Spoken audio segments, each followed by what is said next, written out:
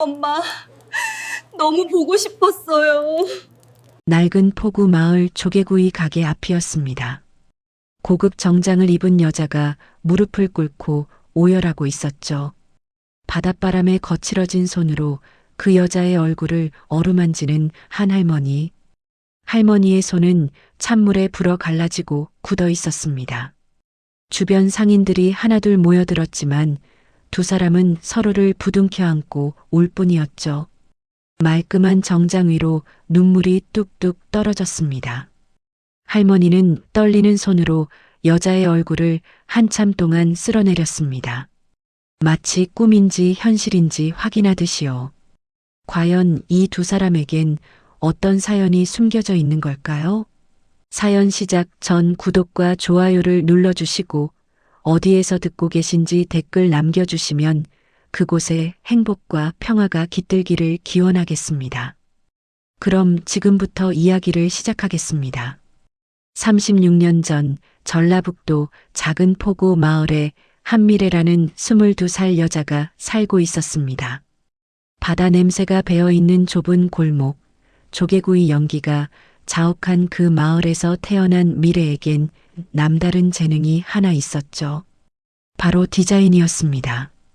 어릴 때부터 연필만 쥐어주면 옷이든 가방이든 무엇이든 그려냈고 동네 어른들은 입을 모아 말했습니다. 저 아이는 커서 분명 큰 디자이너가 될 거야. 미래는 오직 자기 힘으로 서울의 명문 패션 디자인 학과에 합격했습니다. 부모님은 기뻐하면서도 걱정이 앞섰죠. 미래야, 등록금은 어떻게 하려고? 걱정 마세요. 제가 알아서 할게요. 미래는 당차게 대답했지만 속으로는 막막하기만 했습니다. 그래서 미래는 낮에는 학교를 다니고 저녁에는 옷가게에서 아르바이트를 했습니다. 그것만으로는 부족해서 밤에는 편의점 알바까지 뛰었죠. 잠잘 시간도 부족했지만 꿈을 향해 달려가는 매 순간이 행복했습니다. 언젠가 자신이 디자인한 옷이 패션쇼 무대에 오르는 날을 상상하며 버텨냈죠. 그러던 어느 날 친구가 미래를 붙잡았습니다. 미래야, 제발 이번 미팅만 나가줘. 인원이 안 맞아서 그래. 난 남자한테 관심 없어. 알바 가야 해. 1시간만이야. 밥 먹고 바로 빠지면 되잖아. 친구의 끈질긴 부탁에 미래는 결국 마지못해 미팅 자리에 나갔습니다. 그리고 그날 미래의 인생이 완전히 바뀌었습니다. 미팅 자리에서 미래는 한 남자를 만났습니다. 그의 이름은 강준혁. 서울 명문대 경영학과를 졸업하고 아버지 건설회사에 막 입사한 훤칠한 키의 남자였습니다. 하지만 미래는 별 관심이 없었습니다. 밥만 얼른 먹고 알바 가야겠다. 그 생각뿐이었죠. 문제는 준혁이었습니다. 준혁은 미래를 보자마자 첫눈에 반해버렸습니다. 수수하지만 반짝이는 눈을 가진 미래가 자꾸만 눈에 밟혔죠. 미팅이 끝난 후 준혁은 미래의 연락처를 어렵게 알아냈습니다. 그때부터 준혁의 끈질긴 구애가 시작되었습니다. 매일 전화가 왔고 학교 앞에서 기다리기도 했죠. 미래야, 밥은 먹었어? 같이 먹자. 바빠서 안 돼. 그럼 내가 도시락 싸올게. 미래가 아무리 거절해도 준혁은 포기하지 않았습니다. 사실 미래는 준혁이 어떤 집 아들인지 전혀 몰랐습니다. 준혁이 일부러 숨겼거든요. 자신의 집안이 서울과 수도권의 건설 현장을 수십 개씩 굴리는 중견 건설회사 집안이라는 사실을요. 준혁은 자신의 배경이 아닌 진심으로 미래의 마음을 얻고 싶었습니다. 몇 달의 구애 끝에 미래는 결국 준혁의 진심에 마음을 열었습니다. 처음엔 귀찮기만 했는데 어느새 준혁이 없으면 허전해지기 시작했죠. 우리 사귀는 거 맞지? 응. 미래가 수줍게 대답하던 그날, 준혁은 세상을 다 가진 기분이었습니다. 둘은 가난하지만 행복한 연애를 시작했습니다. 준혁은 미래의 알바가 끝나면 밤늦게까지 기다렸다가 집에 데려다 주었고 미래는 그런 준혁에게 조금씩 마음을 열어갔습니다. 준혁아, 넌 왜 나 같은 애한테 이렇게까지 해? 미래야, 넌 내가 만난 사람 중에 제일 빛나. 준혁의 말에 미래는 괜히 얼굴이 붉어졌습니다. 그렇게 둘이 만난 지 넉 달쯤 되었을 때였습니다. 미래의 몸에 이상 증세가 나타나기 시작했죠. 속이 울렁거리고 자꾸만 어지러웠습니다. 처음엔 과로인 줄 알았습니다. 하지만 증세가 계속되자 미래는 불안한 마음에 병원을 찾았습니다. 축하드립니다. 임신 10주입니다. 의사의 말에 미래는 눈앞이 캄캄해졌습니다. 22살 학교도 못 마친 처지의 아이라니요. 미래는 병원 의자에 주저앉아 한참을 울었습니다. 어떡하지? 준혁이한테 뭐라고 말하지? 며칠을 고민하다 미래는 결국 준혁에게 사실을 털어놓았습니다. 준혁의 반응은 예상 밖이었습니다. 미래야, 우리 낳자. 내가 책임질게. 뭐? 너 지금 무슨 말하는 거야? 진심이야. 나 미래 사랑해. 아이도 키울 수 있어. 준혁은 흔들림 없이 말했습니다. 미래는 그 말에 눈물이 핑 돌았습니다. 불안했던 마음이 조금은 놓이는 것 같았죠. 하지만 미래는 아직 몰랐습니다. 준혁의 집안이 어떤 곳인지를요. 그리고 그 집안에서 어떤 폭풍이 몰려올지를요. 준혁은 미래에게 솔직하게 털어놓았습니다. 미래야, 사실 우리 집이 좀 커. 좀 크다니? 건설회사야. 수도권의 현장만 수십 개. 미래는 처음엔 농담인 줄 알았습니다. 하지만 준혁의 표정이 너무 진지했죠. 그게 무슨 소리야? 그럼 재벌이야? 재벌까진 아니고 그냥 집안이 좀 넉넉해. 미안해. 진작 말했어야 했는데 괜히 겁먹을까봐. 미래는 머리가 멍해졌습니다. 갑자기 준혁이 다른 세계 사람처럼 느껴졌죠. 그런 집 아들이 왜 나 같은 애한테. 미래야, 그건 상관없어. 난 너 사랑해. 준혁은 미래의 손을 꼭 잡았습니다. 부모님한테 말씀드릴게. 우리 결혼하고 아이 낳아서 키우자. 미래는 불안했지만 준혁을 믿어보기로 했습니다. 며칠 뒤 준혁은 부모님께 미래와 임신 사실을 말씀드렸습니다. 결과는 참담했습니다. 준혁의 아버지는 한숨만 내쉬었고 어머니 오정숙은 벌떡 일어났습니다. 뭐? 임신? 내가 지금 미쳤어? 준혁의 어머니 오정숙 여사. 중견 건설회사를 남편과 함께 일으켜 세운 여자였습니다. 차갑고 날카로운 눈빛, 한번 마음먹으면 절대 물러서지 않는 성격. 집안에서 실질적인 실세는 언제나 그녀였죠. 그래서 어쩌겠다는 거야? 결혼이라도 하겠다고? 네, 어머니. 저 미래 사랑해요. 책임지고 싶습니다. 책임? 웃기지 마. 오정숙은 테이블을 내리쳤습니다. 걔가 뭔데? 집안이 뭐야? 뭐하는 애야? 패션 디자인 공부하는 애예요. 착하고 성실해요. 패션 디자인. 가난한 집 딸이 그걸 왜 공부해? 돈 보고 접근한 거 아니야? 준혁은 펄쩍 뛰었습니다. 어머니, 미래는 그런 애 아니에요. 닥쳐. 내가 뭘 알아? 이 세상에 공짜는 없어. 오정숙은 단호했습니다. 아들의 앞길을 망칠 수 없다고 생각했죠. 그 아이 당장 지워. 그리고 그 여자랑 헤어져. 싫어요. 저 미래랑 결혼할 거예요. 뭐라고? 오정숙의 눈이 무섭게 빛났습니다. 좋아. 그렇게 나오면 나도 생각이 있어. 그날 이후 오정숙은 직접 미래를 찾아갔습니다. 미래가 아르바이트하던 옷가게 앞이었죠. 검은색 고급 승용차에서 내린 오정숙을 보고 미래는 직감했습니다. 이분이 준혁이 어머니구나. 한미래 씨 맞죠?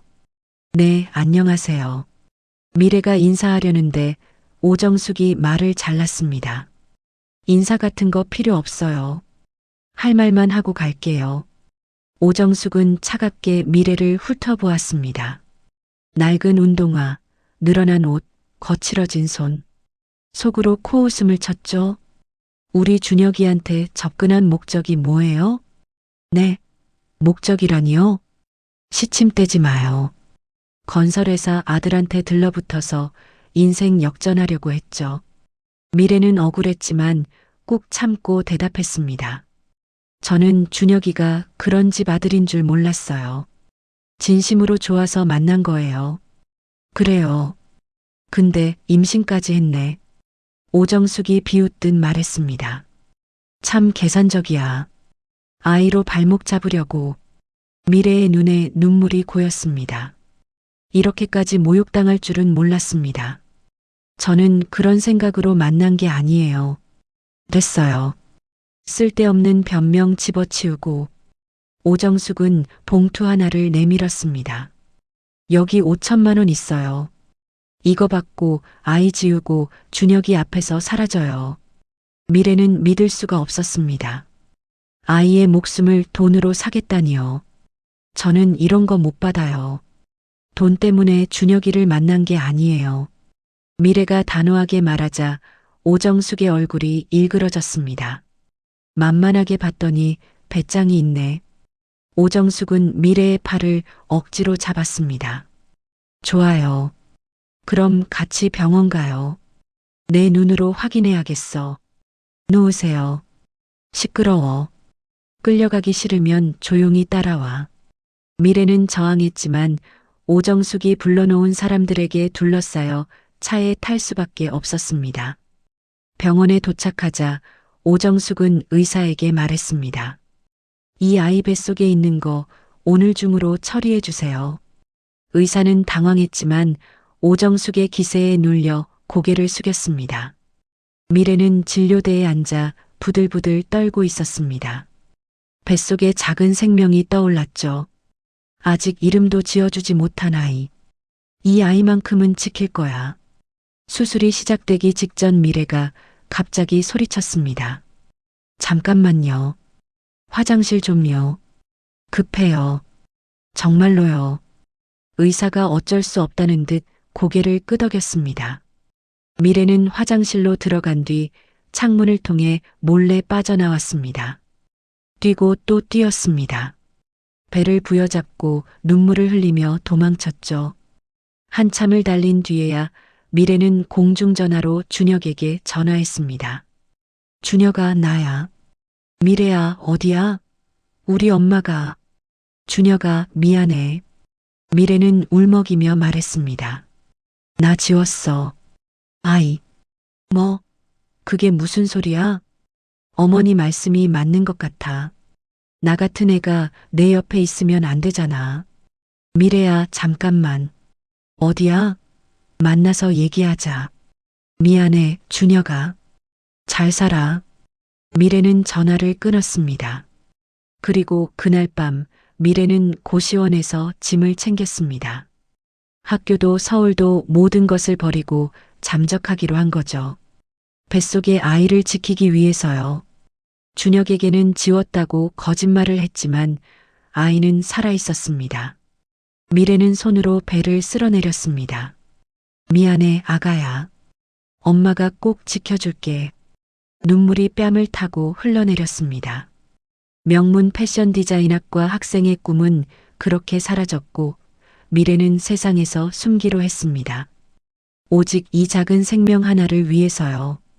한편 준혁은 미래가 진짜 아이를 지운 줄 알고 며칠을 밥도 못 먹었습니다. 아무리 연락해도 미래의 전화는 꺼져 있었죠. 고시원을 찾아갔지만 이미 사람이 없었습니다. 미래야, 대체 어디 간 거야? 준혁은 미래를 찾아 헤맸지만 어디서도 찾을 수 없었습니다.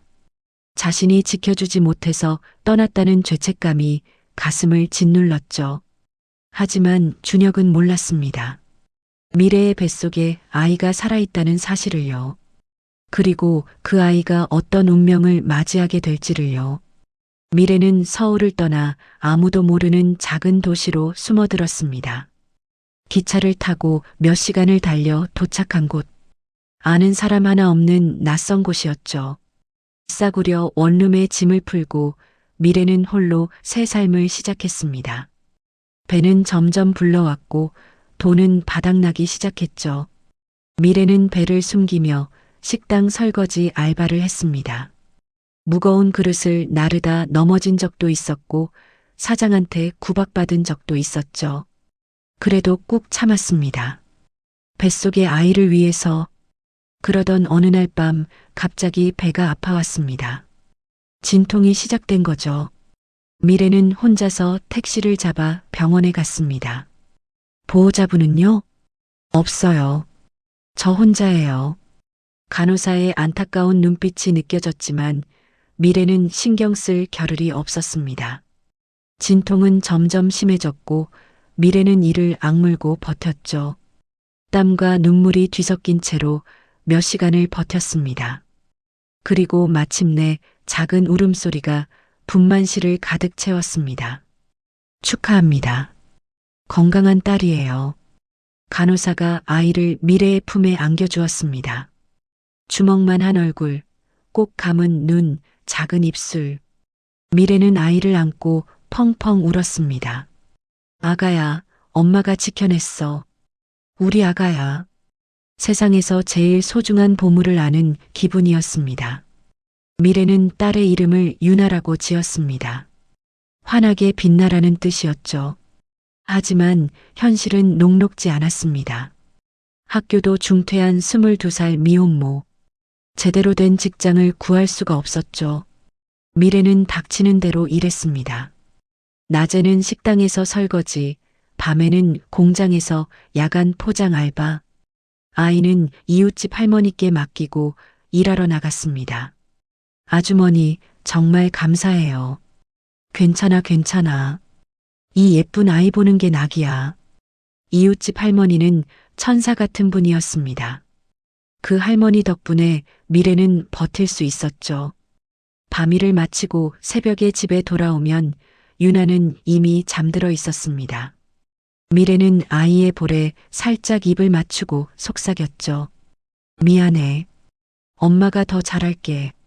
힘들었지만 아이 얼굴만 보면 모든 피로가 사라졌습니다. 엄마. 아이가 처음 엄마라고 부르던 날 미래는 밤새 울었습니다. 세상에서 가장 아름다운 말이었죠. 그래, 엄마야. 엄마가 여기 있어. 아이를 꼭 껴안으며 미래는 다짐했습니다. 무슨 일이 있어도 이 아이만큼은 지키겠다. 유나는 무럭무럭 자랐습니다. 똘망똘망한 눈에 엄마를 꼭 빼닮은 얼굴. 하지만 가끔 어떤 표정에서 준혁의 눈빛이 스쳐 지나갈 때면 미래는 가슴이 아렸습니다. 유나가 5살이 되던 해봄이었습니다. 미래는 그날도 새벽같이 일어나 식당으로 향했죠. 오전 일을 마치고 집에 돌아오니 현관문이 열려 있었습니다. 이상하다. 할머니가 문을 잠그지 않으셨나? 미래는 서둘러 안으로 들어갔습니다. 그런데 집안이 너무 조용했죠. 유나야? 대답이 없었습니다. 유나야, 엄마 왔어. 미래는 방문을 열었습니다. 텅 빈 방. 유나가 없었습니다. 이웃집 할머니도 보이지 않았죠. 미래의 심장이 쿵 내려앉았습니다. 설마. 미래는 미친 듯이 골목으로 뛰쳐나갔습니다. 할머니를 찾아 이리저리 뛰어다녔죠. 그때 골목 끝에서 할머니가 비틀거리며 나타났습니다. 할머니, 유나 어디 있어요? 아이고, 미래야. 미안해. 미안해. 내가 잠깐 눈을 뗀 사이에. 할머니는 눈물을 흘리며 말을 잇지 못했습니다. 검은 차가 왔어. 양복 입은 사람들이 아이를 데려갔어. 내가 막으려 했는데 밀쳐서. 미래는 그 자리에서 눈앞이 하얘졌습니다. 오정숙. 직감적으로 알 수 있었습니다. 미래는 바로 준혁에게 전화했습니다. 준혁아, 유나가 없어졌어. 어머니가 데려간 것 같아. 뭐, 지금 뭔 소리야? 미래야, 너 지금 어디야?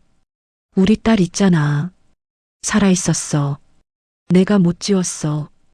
그래서 숨어 살았는데 어머니가. 전화기 너머로 준혁의 숨이 멎는 소리가 들렸습니다. 살아있었다고? 딸이? 응. 근데 지금 없어졌어. 준혁아, 제발 어머니한테 물어봐줘. 준혁은 바로 어머니를 찾아갔습니다. 하지만 오정숙은 태연했습니다. 모르는 소리 하지 마. 내가 왜 그 여자아이를 데려가? 어머니, 솔직하게 말씀해 주세요. 준혁아, 그 여자가 너한테 전화한 거야? 너 아직도 정신 못 차렸어? 준혁은 어머니의 눈을 똑바로 바라보았습니다. 하지만 오정숙은 눈 하나 깜짝하지 않았죠. 그 사이 오정숙은 이미 모든 준비를 마친 상태였습니다. 서재에서 비밀리에 전화를 걸었죠. 해외 입양 전문 업체 맞죠? 급한 건이 있어요. 5살 여자아이예요. 최대한 빨리 보내야 해요. 돈은 얼마든지 줄게요. 오정숙은 차갑게 말을 이었습니다. 조건이 있어요. 절대로 한국에서 찾을 수 없는 곳으로요. 며칠 뒤 모든 준비가 끝났습니다. 캐나다의 한 가정으로 입양이 결정된 거죠. 오정숙은 유나를 데리고 공항으로 향했습니다. 아이는 낯선 사람들 사이에서 겁에 질려 있었죠. 할머니, 엄마는요? 엄마 어디 있어요? 엄마는 바빠서 못 왔어. 엄마 보고 싶어요. 아이가 울먹였습니다. 오정숙은 표정 하나 바꾸지 않고 말했죠. 울지 마. 새 엄마 아빠가 생길 거야. 거기서 잘 살면 돼. 싫어요. 엄마한테 갈 거예요. 아이가 발버둥쳤습니다. 하지만 오정숙이 데려온 사람들이 아이를 꽉 잡았죠. 엄마, 엄마. 아이의 울음소리가 공항에 울려 퍼졌습니다. 오정숙은 뒤도 돌아보지 않고 돌아섰습니다. 비행기가 이륙하는 걸 확인한 뒤에야 공항을 떠났죠. 이제 끝이야. 완전히. 오정숙은 차 안에서 만족스러운 미소를 지었습니다. 준혁의 앞길을 막을 장애물을 완전히 치워버린 거죠. 한편 미래는 며칠째 유나를 찾아 헤맸습니다. 경찰에 신고하려 했지만 오정숙의 경고가 떠올랐습니다. 경찰이고 뭐고 신고해봤자 소용없어요. 증거 없으니까. 미래는 막막했습니다. 오정숙에게 직접 찾아갔지만 문전박대를 당했죠. 준혁도 어머니를 막을 수 없었습니다. 그러던 어느 날 오정숙이 직접 미래를 찾아왔습니다. 딸 찾고 싶으면 잘 들어요. 오정숙은 봉투 하나를 던졌습니다. 여기 5천만 원 있어요. 이거 갖고 고향 내려가서 조용히 살아요. 제 딸 어디 있어요? 제발 말해줘요. 없어요. 이제 이 세상 어디서도 못 찾을 거예요. 미래의 머릿속이 하얘졌습니다. 무슨 소리예요? 해외로 보냈어요. 입양이요? 어떻게 그럴 수 있어요? 제 딸이에요. 미래가 비명을 질렀습니다. 오정숙은 차갑게 말을 이었죠. 당신이 순순히 포기했으면 이렇게까지 안 했어요. 당신이 자초한 거야. 제발 어디로 보냈는지만 알려주세요. 제발이요. 미래가 무릎을 꿇었습니다. 눈물이 비 오듯 쏟아졌죠. 나도 몰라요. 일부러 안 물어봤거든. 오정숙은 냉정했습니다. 그리고 앞으로 준혁이 앞에 다시 나타나면 당신 부모님 포구 가게 문 닫게 하는 건 일도 아니에요. 알겠어요? 미래의 눈이 커졌습니다. 조용히 사라져요. 그게 당신이 살 길이야.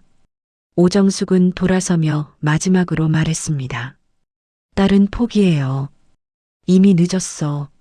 미래는 그 자리에서 무너졌습니다. 펑펑 울었지만 아무도 위로해주는 사람이 없었죠. 딸은 어디로 갔는지도 모르고 준혁에게 연락할 수도 없고 완전히 혼자가 된 거였습니다. 유나야, 엄마가 미안해.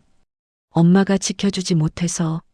며칠 뒤 미래는 고향으로 내려갔습니다. 다른 선택지가 없었죠. 부모님의 작은 조개구이 가게. 어릴 때부터 바다 냄새 나던 그곳이 이제 유일한 피난처였습니다. 미래야, 대체 무슨 일이니? 어머니가 걱정스러운 눈으로 물었습니다. 미래는 아무 말도 할 수 없었죠. 딸을 빼앗긴 것도, 입양 보내진 것도 차마 말할 수 없었습니다. 그냥 서울 생활이 힘들어서요. 우리 미래가 무슨 일 있는 거 아니니? 괜찮아요, 엄마. 미래는 억지로 웃어 보였습니다. 하지만 밤마다 울었죠.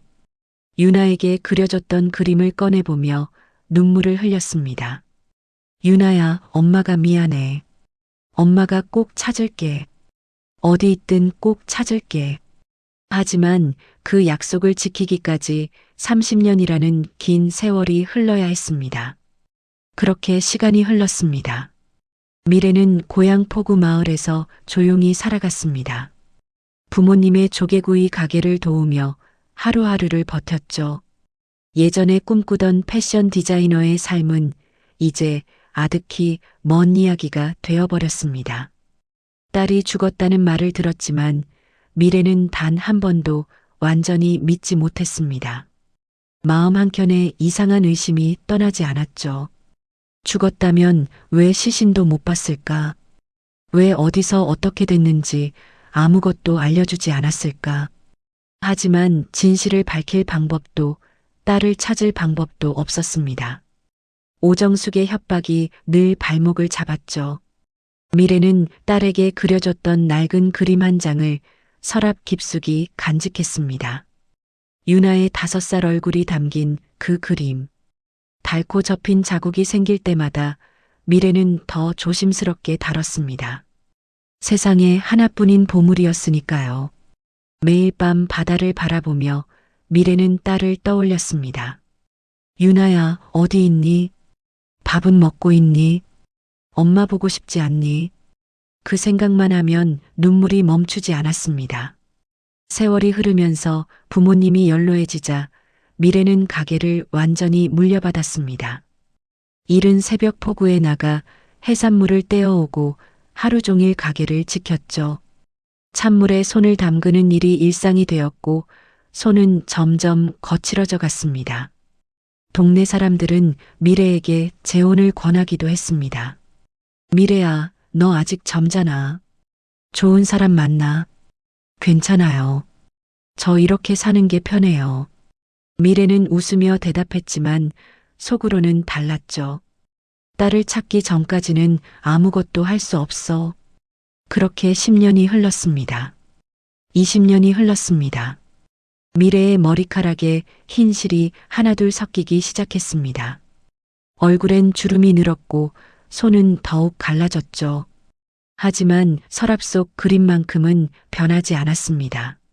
미래는 여전히 매일 밤 그 그림을 꺼내 보았습니다. 유나야, 엄마가 기다리고 있어. 살아있다면 꼭 찾아와. 한편 준혁은 어떻게 지내고 있었을까요? 준혁은 미래를 잊지 못했습니다. 회사를 이어받아 대표 자리에 올랐지만 마음 한구석은 늘 비어 있었죠.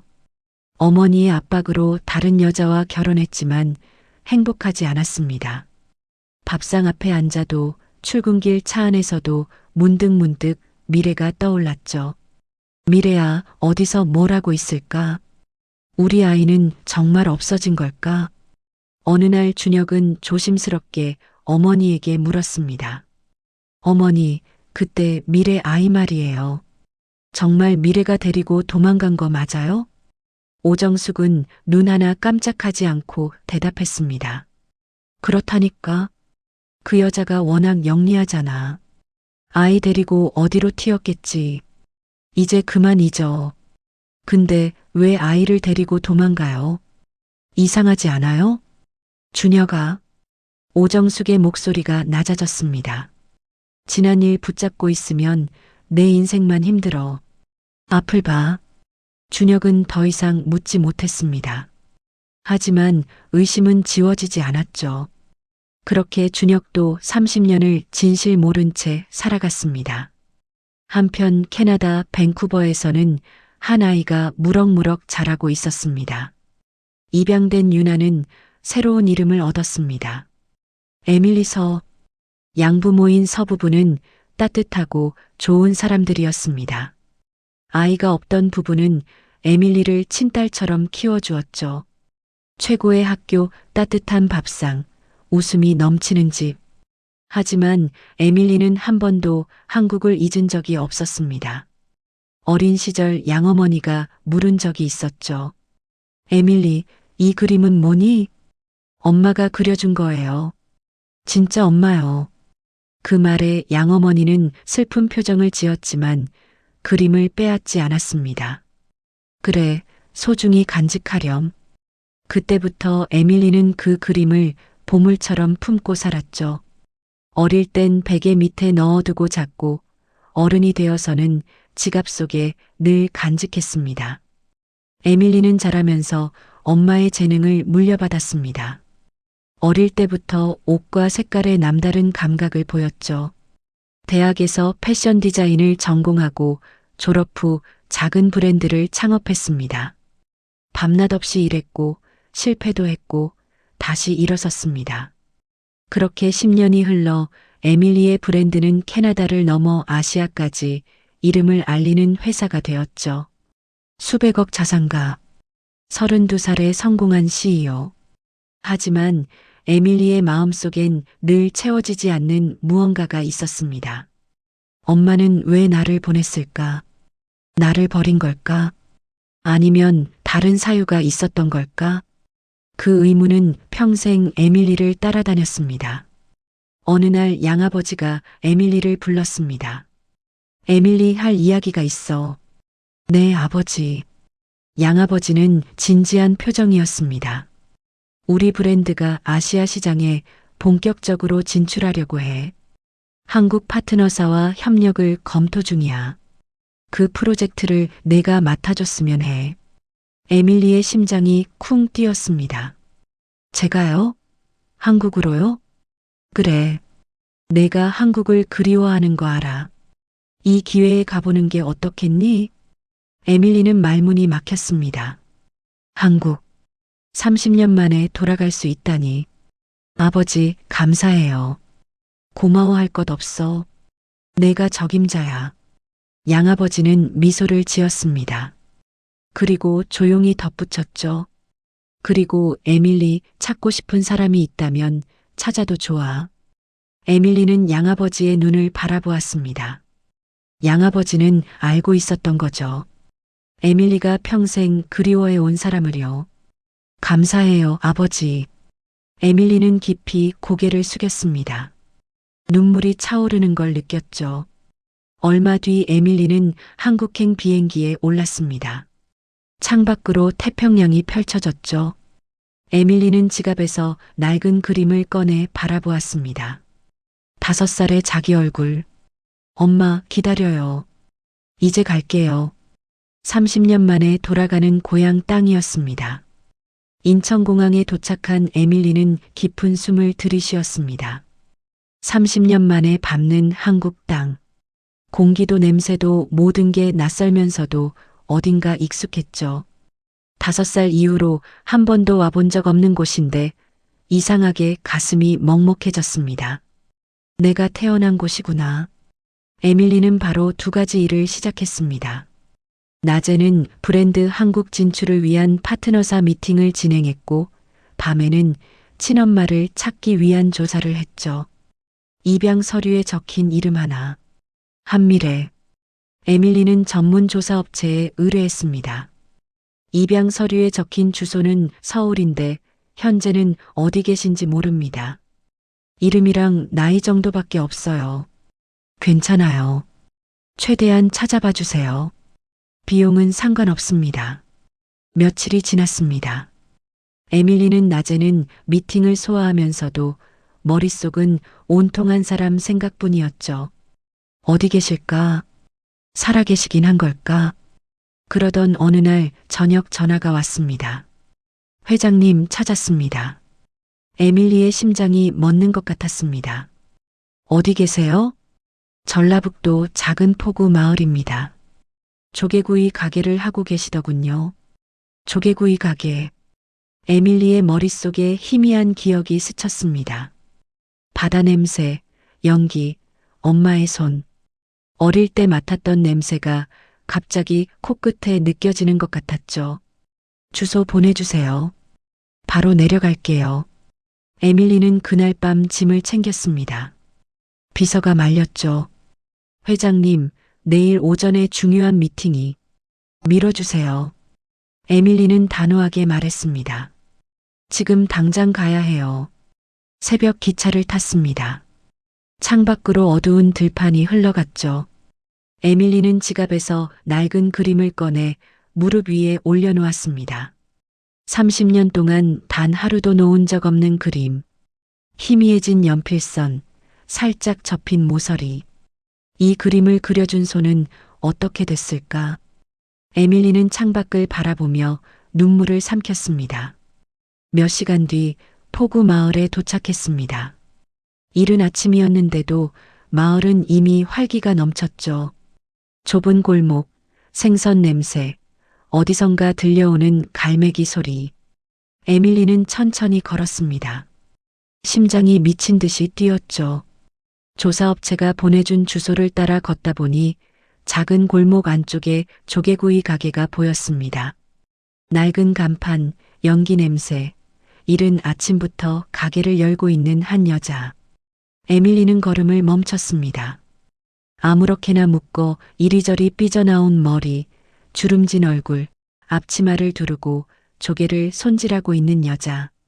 그 여자가 잠시 손을 멈추고 한쪽 구석에 쪼그려 앉았습니다.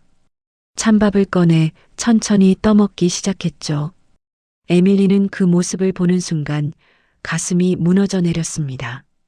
저게 엄마. 30년 동안 딸을 기다리며 저렇게 살아온 거구나. 에밀리의 눈에서 눈물이 흘러내렸습니다. 주머니에서 낡은 그림을 꺼냈습니다. 이 그림을 그려준 손이 저렇게 갈라지고 거칠어져 있다니. 에밀리는 더 이상 참을 수가 없었습니다. 한 걸음, 두 걸음. 가게 앞으로 천천히 걸어갔습니다. 여자가 인기척을 느끼고 고개를 들었죠. 어서 오세요. 아직 준비 중인데. 에밀리는 아무 말도 할 수 없었습니다. 그저 그림을 천천히 내밀었죠. 여자의 눈이 그림 위에 멈췄습니다. 이게 어디서? 여자의 손이 떨리기 시작했습니다. 그림을 알아본 거였죠. 30년 전 자신이 딸을 위해 그린 바로 그 그림. 혹시? 여자가 고개를 들어 에밀리의 얼굴을 바라보았습니다. 에밀리도 여자의 눈을 똑바로 바라보았죠. 둘의 눈이 마주치는 순간이었습니다. 미래의 눈에서 눈물이 터져 나왔습니다. 유나야? 에밀리는 그 자리에서 무릎을 꿇었습니다. 엄마, 저예요. 그 한마디에 30년의 시간이 한꺼번에 무너져 내렸습니다. 살아있었어? 정말 살아있었어? 미래는 믿을 수가 없었습니다. 죽었다고 들었던 딸, 30년 동안 그리워했던 얼굴, 꿈에서도 봤던 그 아이가 지금 눈앞에 무릎을 꿇고 있었습니다. 엄마, 저 살아있어요. 엄마, 너무 보고 싶었어요. 에밀리가 오열했습니다. 미래는 떨리는 손으로 에밀리의 얼굴을 어루만졌습니다. 뺨을, 이마를, 눈물이 흐르는 눈가를. 유나야. 내 새끼. 정말 유나 맞구나. 미래의 무릎이 꺾였습니다. 그 자리에 주저앉아 딸을 끌어안고 오열했죠. 아이고, 아이고. 내 새끼. 살아있었구나. 에밀리도 엄마를 꼭 껴안고 울었습니다. 30년 동안 그리워했던 온기였습니다. 30년 동안 꿈에서만 느꼈던 품이었죠. 주변 상인들이 하나둘 모여들었습니다. 웅성거리는 소리가 들렸지만 두 사람은 신경 쓰지 않았습니다. 오직 서로만 느껴졌죠. 한참을 울고 나서야 두 사람은 가게 안으로 들어갔습니다. 미래는 아직도 믿기지 않는 듯 에밀리의 손을 꼭 잡고 있었습니다. 찬물에 갈라진 미래의 손과 매끈한 에밀리의 손. 30년의 세월이 그 차이만큼 느껴졌죠. 어떻게 찾은 거야?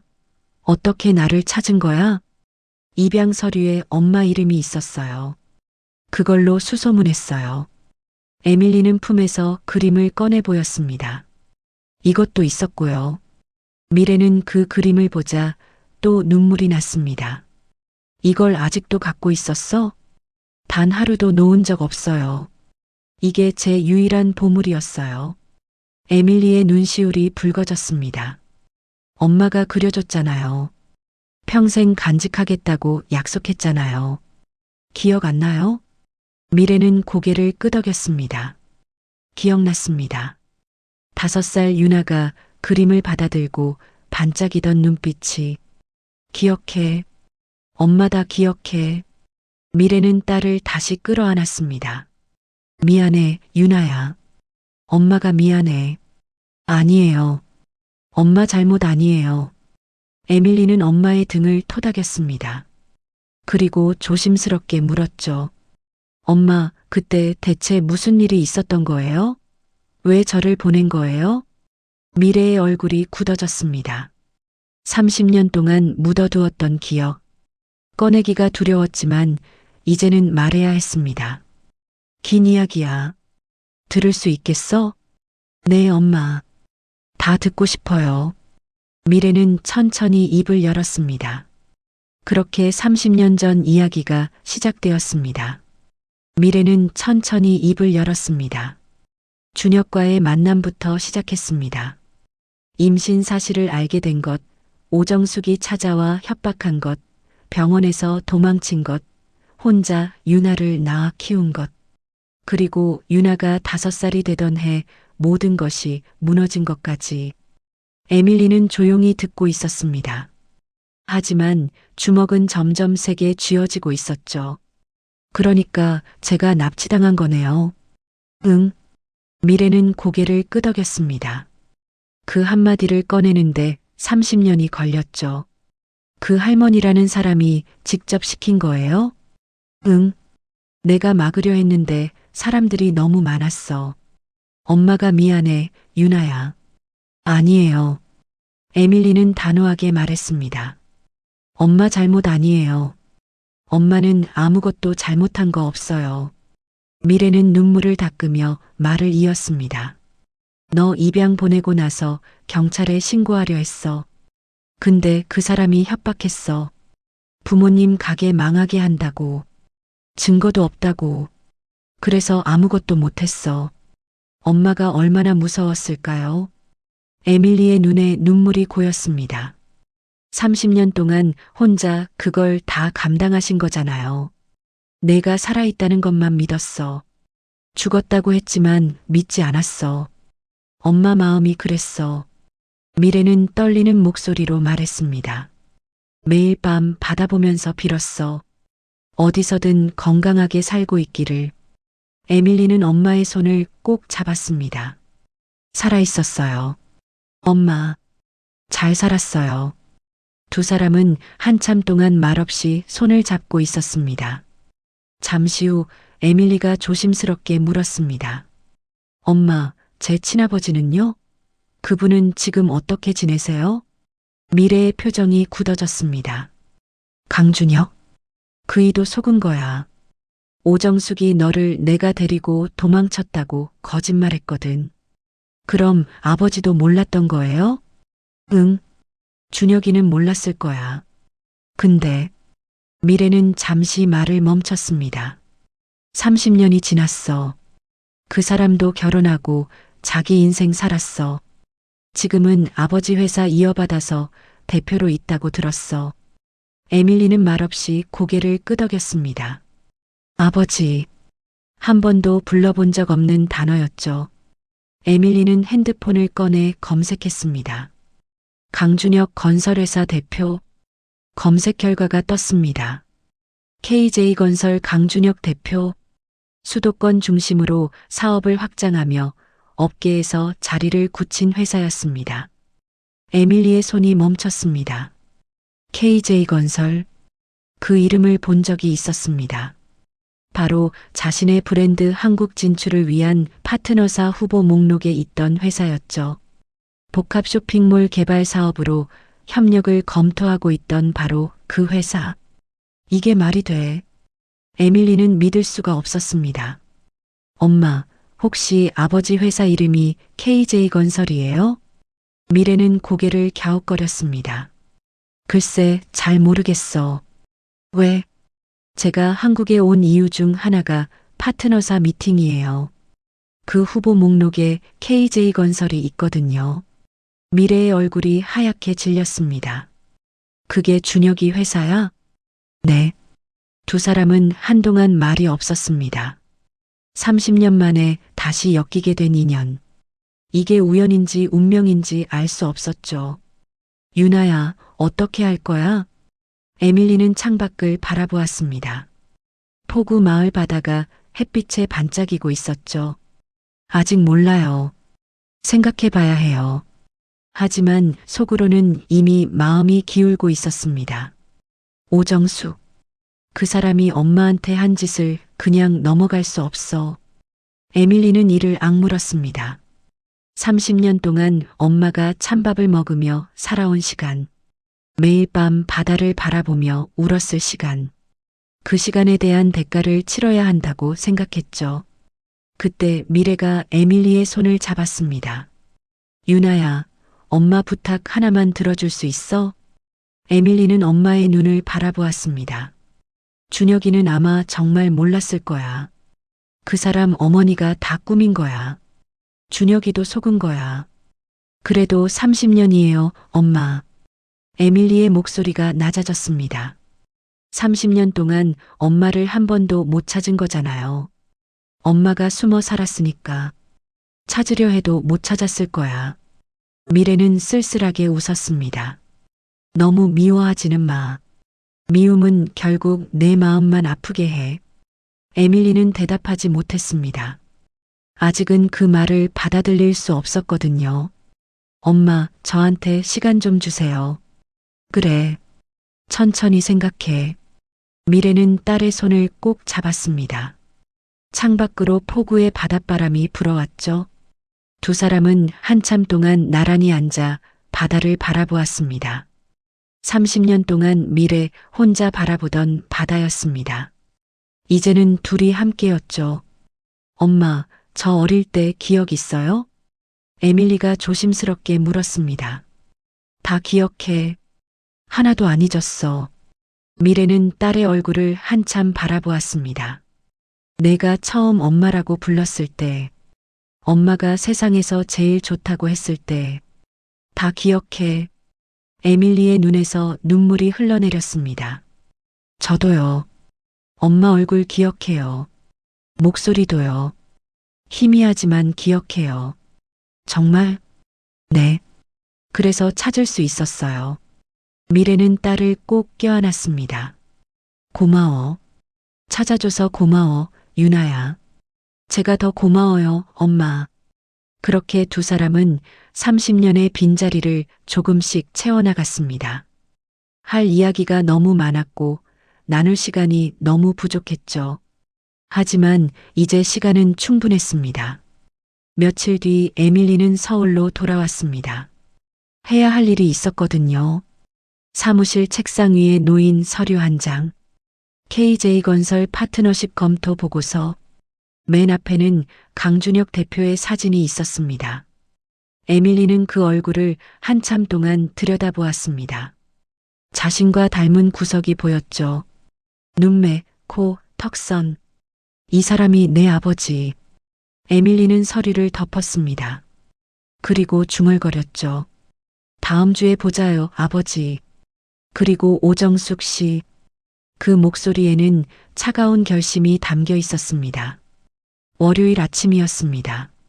서울 강남의 초고층 빌딩 에밀리 브랜드 한국지사 회의실. 에밀리는 창가에 서서 서울 시내를 내려다보고 있었습니다. 맑은 하늘 아래 빌딩 숲이 펼쳐져 있었죠. 곧 있으면 그들이 옵니다. 30년 전 자신과 엄마의 인생을 뒤흔든 사람들. 회장님, KJ건설 측에서 도착했습니다. 비서의 목소리에 에밀리는 천천히 돌아섰습니다. 들어오시라고 해요. 회의실 문이 열렸습니다. 맨 앞에 강준혁 대표가 들어왔습니다. 예순의 나이에도 여전히 반듯한 자세, 날카로운 눈매. 그리고 그 뒤로 한 여자가 따라 들어왔죠. 흰머리에 고급 정장을 입은 노년의 여자. 오정숙. 82세의 나이에도 눈빛만큼은 여전히 차갑고 날카로웠습니다. 에밀리는 그 얼굴을 보는 순간 심장이 쿵 내려앉았습니다. 희미하게 기억나는 얼굴. 공항에서 자신을 끌고 가던 사람들 뒤에 서 있던 그 여자. 저 사람이구나. 에밀리는 애써 표정을 감추고 인사했습니다. 어서 오십시오. 에밀리 서입니다. 준혁이 손을 내밀었습니다. KJ건설 강준혁입니다. 만나서 반갑습니다. 에밀리는 그 손을 잡았습니다. 아버지의 손. 30년 만에 처음 잡는 손이었죠. 준혁은 아무것도 눈치채지 못했습니다. 이쪽은 저희 어머니 오정숙 고문입니다. 큰 미팅이라 직접 오셨습니다. 오정숙이 거만하게 고개를 끄덕였습니다. 젊은 회장님이시네요. 수고가 많으십니다. 에밀리는 속으로 비웃었습니다. 수고는요. 30년 전에 당신이 더 수고했죠. 앉으시죠. 미팅이 시작되었습니다. 준혁이 열심히 회사 현황을 설명했고 임원들이 협력 방안을 발표했죠. 에밀리는 조용히 듣고만 있었습니다. 오정숙은 미팅 내내 여유로운 태도를 유지했습니다. 우리 KJ건설은 수도권 최고의 복합 쇼핑몰 개발 노하우를 갖고 있습니다. 해외 브랜드 한국 진출에 이보다 좋은 파트너는 없을 겁니다. 자신감 넘치는 목소리. 30년 전 엄마 미래를 짓밟던 그 목소리와 똑같았습니다. 에밀리는 가만히 듣다가 천천히 입을 열었습니다. 좋은 설명 감사합니다. 그런데 제가 한 가지 여쭤봐도 될까요? 물론이죠. 준혁이 대답했습니다. 강 대표님, 혹시 한미래라는 분 아세요? 회의실 공기가 순간 얼어붙었습니다. 준혁의 얼굴이 굳어졌죠. 미래요? 네. 약 30년 전에 아셨던 분인데요. 준혁은 당황한 기색이 역력했습니다. 옆에 앉은 오정숙의 눈빛이 날카로워졌죠. 그 이름을 어떻게 아시죠? 오정숙이 끼어들었습니다. 그냥 알게 됐습니다. 에밀리는 담담하게 대답했습니다. 그리고 하나 더요. 그분한테 딸이 있었던 거 아세요? 준혁의 숨이 멎는 것 같았습니다. 딸이요? 네. 30년 전에 해외로 입양 보내진 딸이요. 오정숙이 재빨리 끼어들었습니다. 회장님, 갑자기 무슨 말씀을 하시는 건지요? 미팅과 관계없는 이야기 아닌가요? 에밀리는 오정숙을 똑바로 바라보았습니다. 관계없긴요. 아주 관계 있죠. 에밀리는 천천히 자리에서 일어났습니다. 주머니에서 낡은 종이 한 장을 꺼냈죠. 30년 동안 간직해온 그림. 에밀리는 그 그림을 테이블 위에 올려놓았습니다. 이거 보이시죠? 준혁이 그림을 들여다보았습니다. 5살 남자아이의 얼굴. 아니, 5살 여자아이의 얼굴. 어딘가 낯익은 그림체였죠. 이건 30년 전 한미래 씨가 딸을 위해 그린 그림이에요. 준혁의 손이 떨리기 시작했습니다. 에밀리는 담담하게 말을 이었습니다. 그 딸이 접니다. 회의실이 완전히 조용해졌습니다. 준혁은 믿을 수 없다는 표정이었죠. 뭐라고요? 제 한국 이름은 서윤아예요. 원래는 강윤아였어야 했죠. 에밀리는 준혁의 눈을 똑바로 바라보았습니다. 처음 뵙겠습니다. 아버지. 그 한마디에 준혁의 무릎이 꺾였습니다. 의자에 털썩 주저앉으며 중얼거렸죠. 유나? 내가 유나라고? 네. 살아있었어. 30년 동안 살아있었어. 준혁의 눈에서 눈물이 쏟아졌습니다. 미래가 데리고 도망쳤다고. 어머니가 그렇게. 에밀리는 고개를 저었습니다. 거짓말이에요. 뭐요? 엄마는 도망간 적 없어요. 저를 빼앗긴 거예요. 에밀리의 시선이 오정숙에게 향했습니다. 저분한테요. 준혁이 어머니를 바라보았습니다. 어머니, 이게 무슨 소리예요? 오정숙은 표정이 굳어 있었습니다. 하지만 여전히 뻔뻔하게 말했죠. 무슨 헛소리야. 저 사람이 사기꾼 아니야? 에밀리는 차갑게 웃었습니다. 사기꾼이요? 유전자 검사해드릴까요? 30년 전에 이미 아셨잖아요. 제가 강준혁의 친딸이라는 거. 오정숙의 얼굴이 하얗게 질렸습니다. 준혁이 자리에서 벌떡 일어났습니다. 어머니, 대답해 주세요. 이게 사실이에요? 오정숙은 입을 다물고 있었습니다. 그 침묵이 답이었죠. 어머니, 준혁의 목소리가 떨렸습니다. 에밀리가 차갑게 말했습니다. 제가 대신 말씀드릴까요? 에밀리는 천천히 진실을 풀어놓았습니다. 30년 전 저분이 저를 엄마한테서 강제로 빼앗았어요. 우리가 키우겠다면서 데려갔죠. 근데 며칠 만에 해외로 입양 보냈어요. 아버지한테는 엄마가 저 데리고 도망쳤다고 거짓말하고요. 엄마한테는 아버지 앞에 나타나면 외갓집 가게 망하게 한다고 협박했어요. 준혁의 얼굴이 새파랗게 질렸습니다. 어머니, 그게 정말이에요? 오정숙은 여전히 대답하지 않았습니다. 어머니, 준혁이 처음으로 어머니에게 소리를 질렀습니다. 왜요? 왜 그런 짓을 한 거예요? 제 딸이잖아요. 제 딸을 왜 입양 보내요? 오정숙이 드디어 입을 열었습니다. 내 앞길 때문이야. 뭐요? 그 여자한테 발목 잡혀서 내 인생 망치게 놔둘 수 없었어. 오정숙은 버럭 소리쳤습니다. 내가 얼마나 고생해서 이 집안 일으켰는데 내가 그걸 한순간에 날려버리려 했잖아. 그게 지금 중요해요? 준혁도 지지 않고 소리쳤습니다. 제 딸을 빼앗아 놓고 30년 동안 거짓말하고 어머니가 어떻게 그럴 수 있어요? 준혁은 무너지듯 의자에 주저앉았습니다. 얼굴을 두 손으로 감싸고 오열했죠. 미래야 미안해. 유나야 아빠가 미안해. 30년간 모르고 살았던 진실. 그 무게가 준혁을 짓누르고 있었습니다. 에밀리는 그런 준혁을 차갑게 내려다보았습니다. 늦었어요. 준혁이 고개를 들었습니다. 30년이에요. 30년 동안 엄마는 포구 마을에서 조개 팔면서 살았어요. 에밀리의 목소리가 떨렸습니다. 찬밥으로 끼니 때우면서요. 손이 다 갈라져 있더라고요. 매일 밤 바다 보면서 울었대요. 준혁은 말을 잇지 못했습니다. 그 시간 동안 아버지는 뭐 하셨어요? 결혼하고 잘 먹고 잘 사셨죠? 나는 정말 몰랐어. 몰랐으면 됐어요? 그게 이유가 돼요? 에밀리는 테이블 위에 서류 봉투를 올려놓았습니다. 파트너십은 없던 걸로 하겠습니다.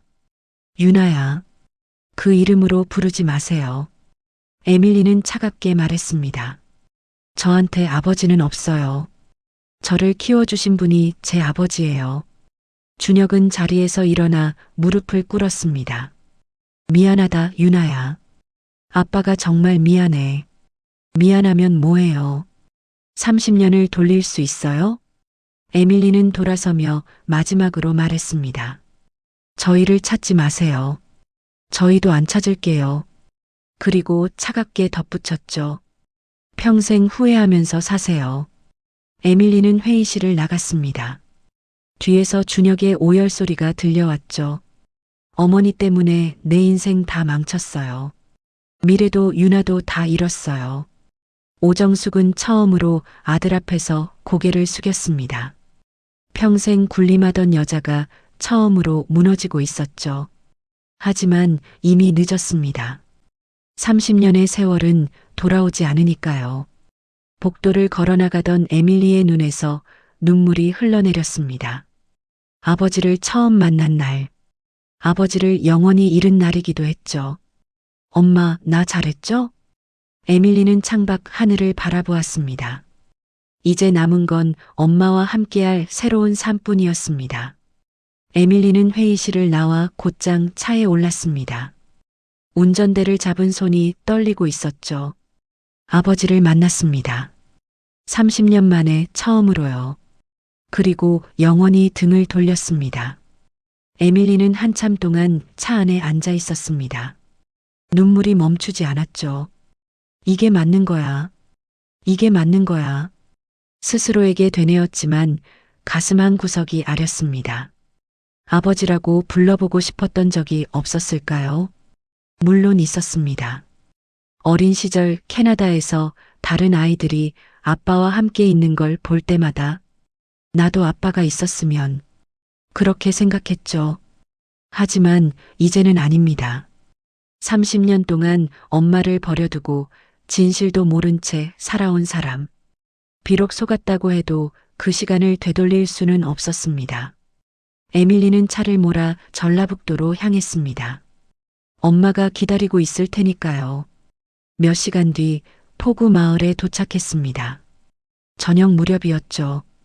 가게 문을 닫고 있던 미래가 차 소리에 고개를 들었습니다. 유나야, 어떻게 됐어? 다 끝났어요. 에밀리는 엄마 앞에 서서 말했습니다. 만났어요. 아버지도 그 할머니라는 사람도. 미래의 얼굴이 긴장되었습니다. 그래서 어떻게 됐어? 다 말했어요. 30년 전 일 전부 다요. 에밀리는 쓸쓸하게 웃었습니다. 아버지는 울더라고요. 진짜 몰랐다면서요. 오정숙은 처음으로 고개를 숙이던데요. 그래서 너는? 용서 안 했어요. 에밀리는 단호하게 말했습니다. 30년이에요. 30년 동안 엄마가 얼마나 힘들었는데요. 파트너십도 거절했어요. 그쪽이랑 엮이고 싶지 않아요. 미래는 아무 말도 하지 않았습니다. 그저 딸의 손을 꼭 잡았죠. 고생했어. 우리 딸. 아니에요. 이제 시작이에요. 에밀리는 엄마의 손을 마주 잡았습니다. 그리고 잠시 망설이다 말을 꺼냈죠. 엄마, 저랑 캐나다 가요. 미래의 눈이 커졌습니다. 캐나다? 네. 거기서 같이 살아요. 양부모님도 엄마 만나고 싶어 하세요. 제가 항상 엄마 이야기 했거든요. 나 같은 게 거기 가서 뭘 해? 뭘 하긴요. 에밀리는 엄마의 손을 꼭 잡았습니다. 편하게 사시면 돼요. 30년 동안 고생했잖아요. 이제 제가 모실게요. 미래의 눈에 눈물이 고였습니다. 유나야. 그리고 엄마 다시 디자인해요. 디자인? 네. 엄마 패션 디자인학과 다녔잖아요. 꿈이 있었잖아요. 에밀리는 품에서 낡은 그림을 꺼냈습니다. 30년 전 엄마가 그려준 자신의 얼굴. 이 그림 그린 사람이 왜 더 이상 꿈을 안 꿔요? 미래는 그 그림을 보며 입술을 떨었습니다. 나는 이제 너무 늦었어. 늦긴요?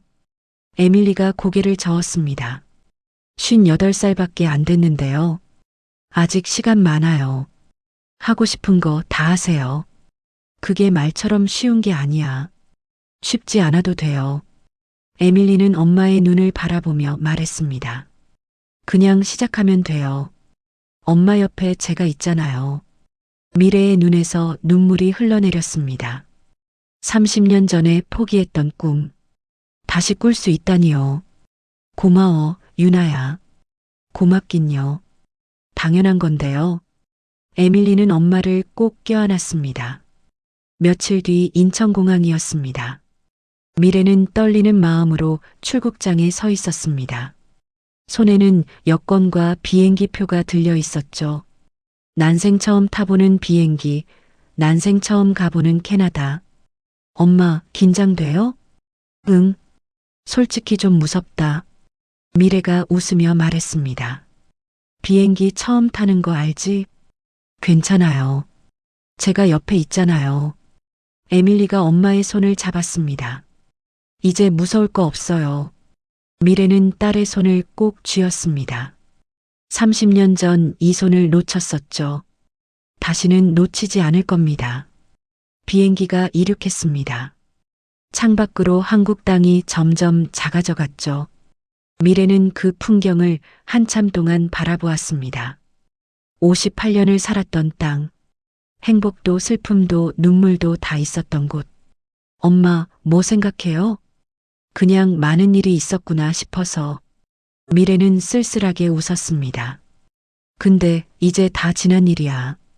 맞아요. 이제 새로 시작하는 거예요. 에밀리가 엄마의 어깨를 감싸 안았습니다. 긴 비행 끝에 밴쿠버에 도착했습니다. 공항 출구로 나서자 두 사람이 기다리고 있었죠. 에밀리의 양부모 서 부부였습니다. 에밀리, 양어머니가 에밀리를 꼭 껴안았습니다. 그리고 미래를 바라보았죠. 이분이 에밀리의 친어머니시군요. 미래는 어색하게 고개를 숙였습니다. 안녕하세요. 아들을, 아니 딸을 잘 키워주셔서 정말 감사합니다. 서툰 인사에 양어머니가 미소를 지었습니다. 아니에요. 에밀리는 처음부터 훌륭한 아이였어요. 양아버지도 다가와 미래의 손을 잡았습니다. 오래 기다렸습니다. 에밀리가 항상 어머니 이야기를 했어요. 이 그림 그려주신 분이 어떤 분일까 항상 궁금했거든요. 양아버지는 에밀리가 평생 간직해온 그림을 가리키며 말했습니다. 드디어 만나게 되어서 기쁩니다. 미래의 눈에 눈물이 고였습니다. 딸을 키워준 사람들, 자신이 못해준 걸 대신 해준 사람들, 감사합니다. 정말 감사합니다. 미래는 고개를 깊이 숙였습니다. 양어머니가 미래를 꼭 껴안았죠. 이제 우리 모두 가족이에요. 그 한마디에 미래는 펑펑 울었습니다. 에밀리도 양아버지도 양어머니도 함께 눈물을 흘렸죠. 공항 한복판에서 네 사람은 한참 동안 서로를 껴안고 있었습니다. 그렇게 미래의 캐나다 생활이 시작되었습니다. 서 부부는 미래를 진심으로 환대해 주었죠. 넓은 집, 따뜻한 밥상, 웃음이 넘치는 식탁. 미래는 처음엔 어색했지만 조금씩 적응해 갔습니다. 어느 날 에밀리가 미래에게 큰 상자를 건넸습니다. 엄마, 이거요. 이게 뭐야? 상자를 열어보니 디자인 도구가 가득 들어 있었죠.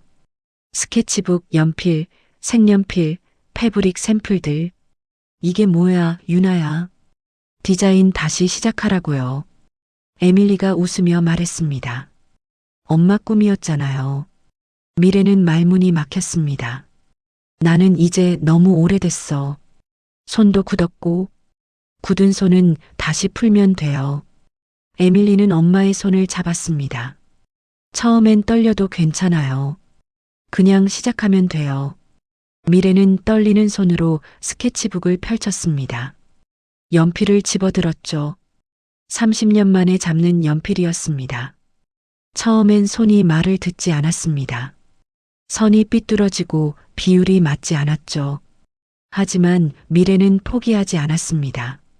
하나 둘 선을 긋다 보니 조금씩 감각이 돌아왔습니다. 며칠이 지나고 몇 주가 지났습니다. 미래의 스케치북에는 조금씩 그림이 쌓여갔습니다. 옷 디자인, 가방 스케치, 색깔 조합. 30년 전 꿈꾸던 것들이 손끝에서 다시 살아났죠. 어느 날 에밀리가 엄마의 스케치북을 들여다보다 눈이 커졌습니다. 엄마, 이거 진짜예요? 뭐가? 이 디자인들이요. 엄마 진짜 천재예요. 에밀리는 스케치북을 한 장 한 장 넘기며 감탄했습니다. 이거 우리 브랜드에 써도 되겠는데요? 무슨 소리야? 이건 그냥 낙서야. 낙서가 이래요? 에밀리는 엄마를 바라보며 진지하게 말했습니다. 엄마, 저 다음 달에 브랜드 신규 컬렉션 런칭해요. 엄마 디자인으로 하나 만들어 보는 거 어때요? 미래는 깜짝 놀랐습니다. 내 디자인으로? 말도 안 돼. 말 돼요. 에밀리는 단호했습니다. 엄마가 패션 디자인학과 다녔잖아요. 재능이 있잖아요. 나이가 무슨 상관이에요. 미래는 한참을 망설였습니다. 가슴이 두근거렸죠. 내 디자인이 세상에 나온다고? 22살 때 꿨던 꿈. 언젠가 자신이 디자인한 옷이 무대에 오르는 날. 그 꿈이 36년이 지나서야 이루어지려 하고 있었습니다. 해볼게. 미래가 조용히 말했습니다. 정말요? 응. 해볼게, 유나야. 에밀리의 얼굴에 환한 웃음이 번졌습니다. 잘 생각했어요, 엄마. 그날부터 미래는 매일 스케치북을 펼쳤습니다. 처음엔 손이 떨렸지만 하루하루 지날수록 자신감이 붙었죠. 캔버스 위에 색이 채워질 때마다 가슴이 뛰었습니다. 나 아직 할 수 있구나. 컬렉션 런칭 날이 왔습니다. 밴쿠버의 작은 갤러리였습니다. 에밀리 브랜드의 신규 컬렉션 발표 자리. 그 중에 미래가 디자인한 옷 세 벌이 포함되어 있었죠. 미래는 무대 뒤에서 긴장한 채 서 있었습니다. 엄마, 괜찮아요? 응. 근데 너무 떨려. 떨려도 괜찮아요. 에밀리가 엄마의 손을 잡았습니다. 엄마 꿈이 오늘 이루어지는 거잖아요. 조명이 켜지고 모델들이 런웨이를 걸었습니다. 미래가 디자인한 옷이 무대 위에 오르는 순간이었죠. 미래는 그 광경을 보며 눈물을 흘렸습니다. 36년 전 22살 소녀가 꿨던 꿈. 패션 디자인학과에 합격하던 날, 언젠가 자신의 디자인이 무대에 오르는 날을 상상하며 밤을 새우던 그 시절. 그 꿈이 지금 이루어지고 있었습니다. 행사가 끝나고 네 사람이 식탁에 둘러앉았습니다. 에밀리, 미래, 양아버지, 양어머니. 웃음이 넘치는 식탁이었죠. 미래 씨, 오늘 디자인 정말 좋았어요.